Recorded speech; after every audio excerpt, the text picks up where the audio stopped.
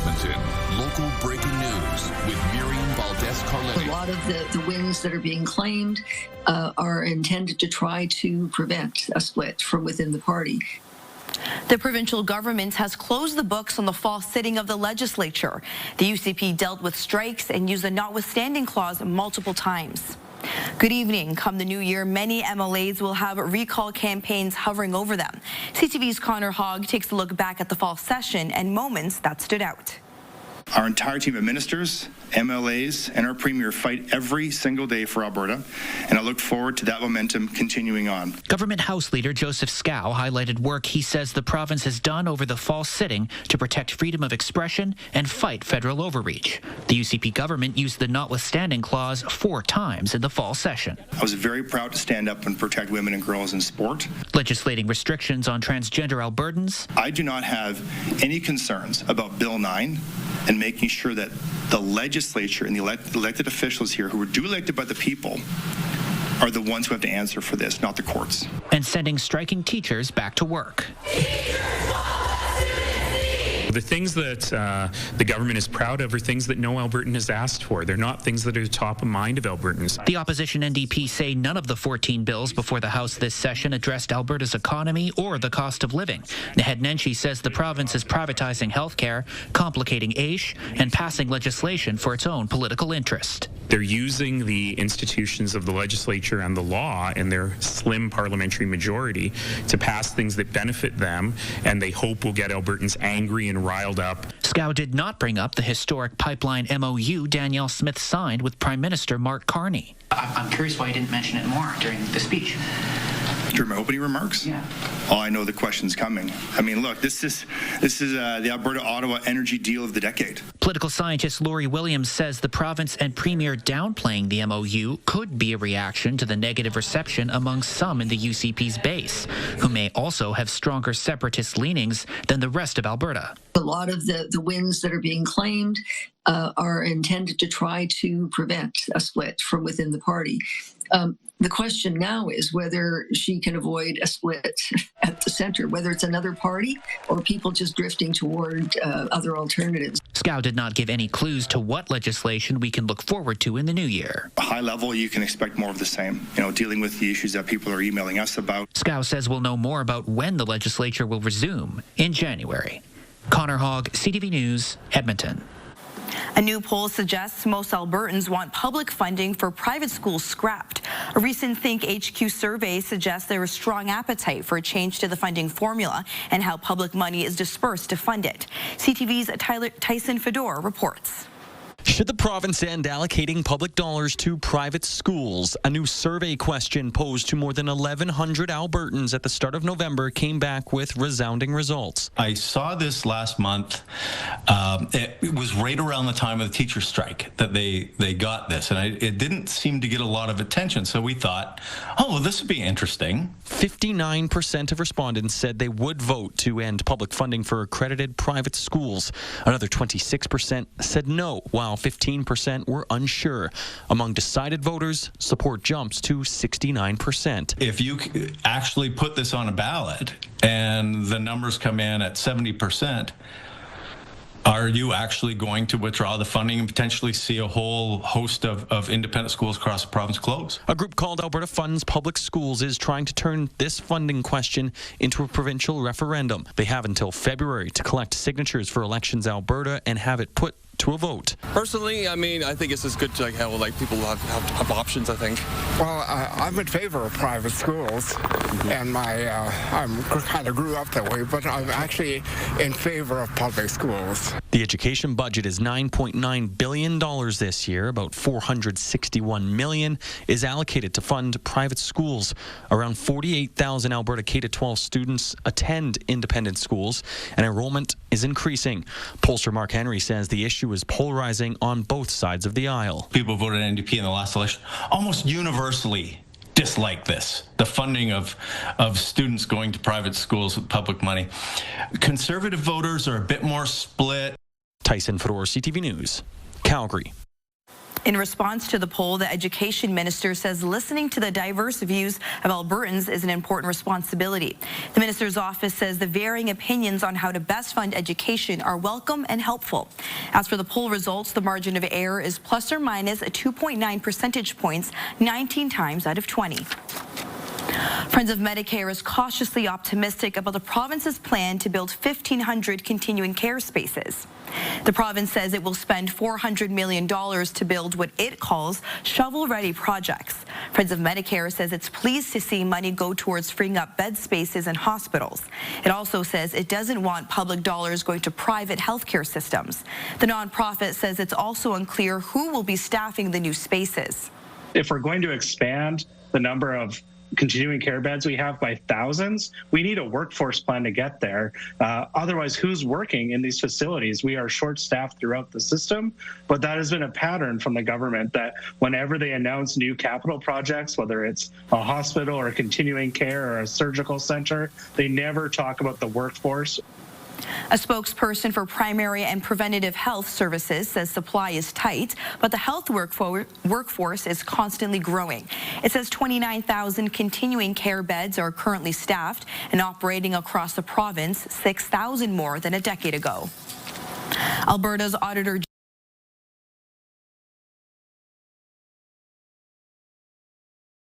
found Alberta Health Services performance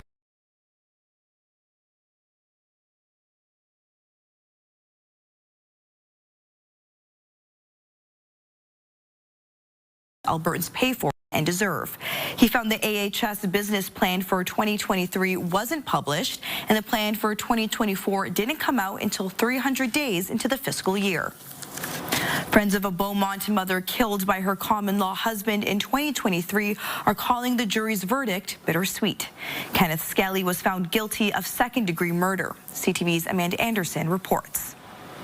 It was a very large sense of relief. It was a verdict friends of 40-year-old Treasa Oberly were hoping for. After about 6 hours of deliberations, a jury of 7 men and 5 women came back with a decision, finding Kenneth Skelly guilty of second-degree murder. I was relieved to know that the jury made the right decision. Elated that the prosecution team was able to stick the second-degree murder charge. But then at the same time, I felt kind of awkward because you're celebrating, the death of a woman that didn't deserve to die. Oberly went missing in July 2023. Her body was found near Whitecourt 10 days later. The jury heard evidence over the course of 4 days, which included a video of Skelly giving RCMP investigators a reenactment of how he killed her. The couple got into a heated argument in the garage of the home they shared, with Skelly ultimately walking behind where she was sitting, grabbing a breaker bar and hitting her once in the back of the head. During closing arguments Wednesday, the defense argued Skelly wasn't guilty of second-degree murder, but rather the lesser charge of manslaughter. He says Skelly acted without thinking, reacting to threats he claimed Oberly made to ruin his life, have his kids taken away, and take settlement money that was coming to him. I don't think that there's ever an excuse to take someone's life. Ever. I mean, if he was so unhappy and if he was so worried, he could have left. He could have left. He chose not to. He chose to end her life. Second-degree murder carries a life sentence with a minimum 10 years to be served before parole eligibility. A judge can decide to increase that as high as 25 years. Sentencing is expected in early 2026. Amanda Anderson, CTV News, Wetaskiwin. 50 Alberta drivers were hit with impaired driving charges as part of the RCMP's National Impaired Driving Enforcement Day. The single-day blitz included 28 immediate roadside sanction failures for blood alcohol concentration of 0.08 or higher, and 13 IRS warrants for a BAC between 0.05 and 0.079. RCMP also doled out 328 tickets, including 5 for distracted driving and 54 for speeding. RCMP say that same day saw 12 collisions where someone was injured, but no deaths. Both Edmonton Police and the RCMP are warning about counterfeit currency. CTV's Merrick Takash has more on what to look out for. there has to be a good amount of calls. So we're talking more than one or two, right? The Alberta RCMP is warning the public of several recent reports involving counterfeit currency in Lloydminster. They've received calls from both businesses and individuals. In some cases, it was that at the end of the day, the manager would look at the till and realize that there was counterfeit money. Other times, it was the money itself for the currency was noticeable enough that the employee said did not accept the currency. To spot if a bill is fake, you can use the feel, tilt, and look method. Feel the bill's raised ink, tilt to see the metallic images and colors change, and look through the transparent window of the bill for hidden numbers. If ever you are handed a counterfeit bill and recognize it right away, it's best to simply refuse the bill, say that you believe it's counterfeit, or while remaining calm, because your safety is obviously the biggest priority. If you do end up with a counterfeit bill, you're stuck with it. The small businesses are the ones that are most affected by this counterfeit currency, because let's just say they're handed a couple $100s of fake bills. Well, that is going directly into their profit margin. So not only do they lose the product itself, they lose the profit on the product. Edmonton police say they've heard of at least 9 fake $100 bills circulating, all with the same serial number. People are using the bills to pay for electronics bought through Facebook Marketplace. The best is to put that bill aside. If you remember who gave it to you, get the descriptors of that person. Also look for any video footage you might have of that person. Police are encouraging you to use EPS buy and sell exchange zones for sales through Marketplace. Merrick Takash, CTV News, Edmonton. Alberta First Nation leaders are voicing their opposition to the pipeline agreement between the province and the federal government. The chief spoke in Ottawa, highlighting what they said was a lack of consultation with First Nations before Prime Minister Mark Carney and Daniel Smith agreed to the MOU in November. It sets out conditions for a new bitumen pipeline from Alberta to the BC coast, including language allowing Ottawa to adjust BC's tanker ban if necessary. This is unacceptable. We expect Canada to ensure meaningful consultation takes place in Alberta and not after deals are signed, but before any decisions are made. We are asking Canada to stop turning a blind eye to how Alberta and industry operate in our territory. Ottawa must pay attention. Ottawa must insist on proper lawful consultation.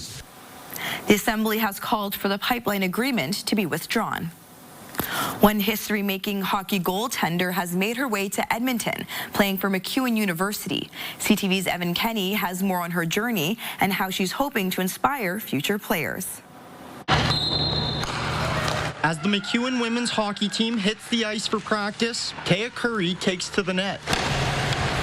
The 21-year-old rookie hails from small-town Ontario, where she made hockey history. My career's been a little different, unique than many players. 5 years ago, Curry became the first ever female drafted by the Ontario Hockey League. My family was just at TV watching it, and my name popped up to sign a stick, and that was a pretty exciting moment when so many people reached out to me. One of those messages came from Curry's favorite player. I always said Shannon Zabadoff when I was really little. 3-time Olympic medalist Shannon Zabadoff, who actually played for the MacEwan men's team in 2007, sent this. Congrats, Taya. Watch this live. Can't wait to watch you on the world stage one day. She was one that really stuck out to me. It's cool because she even played here.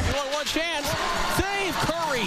But the world stage wasn't to be. Curry never played junior, instead heading to the NCAA, where she was sidelined with a serious knee injury. Curry's right there with a big save once again to keep this game at 0-0. After that adversity, Curry's coach says the netminder still brings a winning attitude. How she takes, everything she does really in a professional manner is really impressive, and has really made a positive impact on our team. Same as Curry does for the players back in her hometown, who she trains in the off season. It's definitely a great feeling, like being a role model for so many young girls and even girls in my community, and just seeing them look up to me, especially the little goalies, is so rewarding. Curry and the Griffins are back in action January 9th. Evan Kenny, CTV News, Edmonton. Coming up next, why holiday tree rentals are growing in popularity. And also just ahead, tips to avoid scams this holiday shopping season. They know that people are rushed and trying to make last-minute decisions, so that's when they try to step in and take advantage of you. Good evening, folks. The Arctic air sunk in today, and it looks like that deep freeze will continue for a couple more days. Brief reprieve early next week. Some more flurries or light snow in the forecast for tomorrow as well, especially through the afternoon hours. Let's take a closer look at that and your weekend forecast in just a few minutes.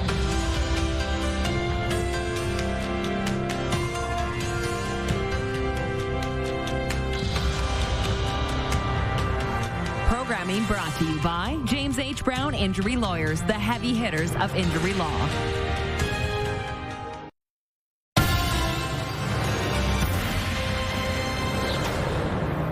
A special group of Edmonton seniors took in the glow of Christmas this afternoon. You just missed Fox and Bunny. Talking trees and sparkling lights revealed an enchanted forest at the Expo Center this afternoon for lucky seniors. Bussed in from around the city, they were given private access to the Christmas display called Glow Edmonton. It's not crowded for them, and we don't have any kids running around, so it's a really casual, fun, relaxed atmosphere. While the cold weather did hamper some seniors from coming out to enjoy the event, the 80,000 square foot display will be open until New Year's Eve. And Christmas trees are synonymous with the holiday season. For many, a real Christmas tree is a bit of a hassle. As CTV's Brendan Purdy shows us, an alternative rental tree option is growing. From a humble beginning, Mike Farlinger has dragged his passion project into a reality. How many trees did you guys rent out your first year of renting trees? I think like 10. The idea, to give people a sustainable option for a Christmas tree, was simple. Instead of getting a Christmas tree every year and basically throwing it out or getting a plastic tree, we thought, we could really rent these throughout their life cycle. What started as a Christmas tree rental service on Facebook Marketplace has now sprouted into a tradition for hundreds of families around Edmonton. A visit to Farlinger Farms to pick out their temporary Christmas tree. It's like an adventure for them, right? So that's fun to see kids out there having an adventure and not sitting inside playing video games. Part of the adventure, selecting the same tree year after year, from little more than a sapling to a 7-footer. It's kind of cool, and a lot of people, they like to have the same tree if they can. Once they hit about 7 to 9 feet tall, the trees outgrow the rental cycle. That's when some families extend a branch to make their yard the tree's forever home. They get it for the Christmas season, keep it in their yard, and then they plant it. So, we've got people that are coming back they get a tree, they plant it, and then they come back for another tree. Like the trees, the Farlinger's rental service has continued to grow year over year, something that could be spurred on with the city recently chopping their curbside tree pickup. For those first-time tree renters, there's no shortage of evergreen options. There's a lot of them to pick from, about 7,000. The Farlingers providing a temporary option to help make the holidays a little more festive. Brendan Purdy, CTV News, Edmonton.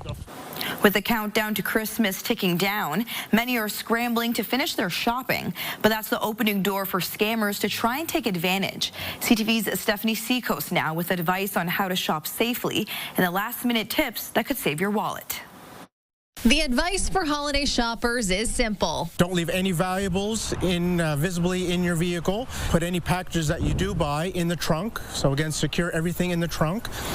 So it's not uncommon for thieves to be out in parking lots, watching shoppers' habits. When it comes to shopping online this time of year, scammers do love a sense of urgency. They know that people are rushed and trying to make last-minute decisions, so that's when they try to step in and take advantage of you. For those doing some last-minute shopping, the Better Business Bureau has put out a few tips to stay safe. Be cautious of fake websites and social media ads. Don't rush while checking out. Use secure payment methods. Professional photos do not mean it's a real offer. And read the fine print. When you're scrolling and you're seeing ads for, heavily reduced items, sometimes those websites or those ads can be fraudulent. So it's just, always making sure that you're checking to make sure the website you're shopping on is secure. as those online packages get delivered. I know it's not always easy, but try to be home for when your package is scheduled to arrive. If not, see if a neighbor could pick up the package for you. Whether you do your shopping online or in person, make sure you're monitoring your Visa and, credit card balances. Make sure there's no fraudulent transactions. After the break, jolly old St. Nick pays a special visit to some Edmonton seniors. The ability to show that someone cares about our seniors this holiday season is hugely important. Coming up Friday on CTV Your Morning, AI data centers are a huge resource drain. Estimates say it's at least 2% of global energy use. So why not build them somewhere other than Earth? A moonshot idea tomorrow. Your Morning Edmonton, weekdays. Programming brought to you by A Very Merry Pops with your Edmonton Symphony Orchestra. Learn more at winspearcenter.com. Welcome back. 15 degrees colder than average today. -5 the average daytime high. Monday, for one day, we get back to around average. The rest of the next week and a half, we're in the cold air. Although I think today and tomorrow will be the coldest, and then the end of next week looks just as cold as well, with highs in the -20s. Looking at an extreme cold warning in east central Alberta and across the north. Wind chill at times in the -40s overnight and early tomorrow. You have this Arctic high pressure system dropping off to the southeast. That gave us a little bit of sunshine poking through the clouds this afternoon. As it moves off, though, I think through the morning hours tomorrow, we'll see some increase in cloud here in the Edmonton area. And then this is midday.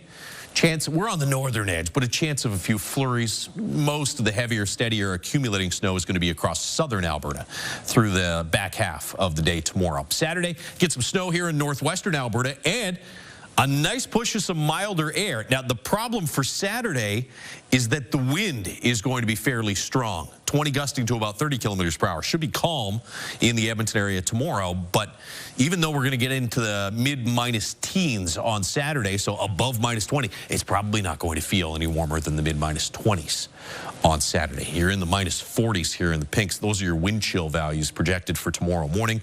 Actual temperatures well into the -30s across the north and east central Alberta. It doesn't really warm up all that much. -27 in Fort McMurray. At times, you're going to have wind chill close to -40, even in the afternoon hours in the northeast. Grand Prairie about -26 tomorrow, and close to -20 in Red Deer with a couple centimeters of snow through the course of the day. Here in Edmonton, we'll see some flurries or maybe a centimeter or two tomorrow afternoon. -28 in the morning, -23 in the afternoon.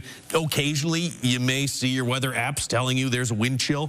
For most of the day, the wind is going to be 5 kilometers or lighter, so wind chill won't be a big factor there. But Saturday, it will be well into the -30s, maybe even close to -40 in the morning, and more like -25 wind chill in the afternoon. Warming up to -3 Monday, but as we said, it's just for one day. Deep freeze returns for the back half of next week. That is your forecast. Santa spent some time with Edmonton area seniors today. Bags filled with basic necessities and gifts were delivered as a part of an annual donation drive. CTV's Gates Guarin has that story. Volunteers busy with some final preparations. Toiletries and warm clothes filled each gift bag to the brim, right off the wish lists of seniors across Edmonton. The impact of them asking for basic necessity items, I think that what appeals to most people is they're asking for things that you or I maybe take for granted. It's all a part of Operation Friendship's annual stocking stuffers for seniors. The campaign believes every senior should receive a gift during the holidays. Donations have poured in to help make that happen. The ability to show that someone cares about our seniors this holiday season is hugely important. With the cars packed tightly, it was off to spread some Christmas cheer. And members of the Edmonton Elks and Riverhawks were along for the ride. I remember it as spending time with family, opening gifts, getting gifts for family. So it's important for us to be able to go and do that for people who may not have that same experience. This is one of my favorite times of the year, Christmas, and giving anybody that ability is something very special. Merry Christmas! Santa himself led the lineup of his volunteer elves, much to the joy of residents at Sparling Lodge. Bags were hand-delivered door to door. This is for you, sir. Oh, thank you very much. And many who made the trip stayed for some conversation and companionship. It's a time of year, and this makes you, any of the ho-hums in your life or the humdrum, this makes you just sort of blank them. No, this is nice, uplifting. We have been able to grow this program from year 1 of 40 seniors to year 11, where we'll be able to help 6,000 in the Edmonton, Sherwood Park, and St. Albert area this year get a gift. Giving seniors a memorable experience this holiday season. All in all, appreciative. Gates Gorin, CTV News, Edmonton. Aw, how sweet. Everyone deserves a gift from Santa, no matter how old you are. And that's our show for this evening. Thank you so much for tuning in. Brendan Purdy will be back on the desk tomorrow. Have a good night.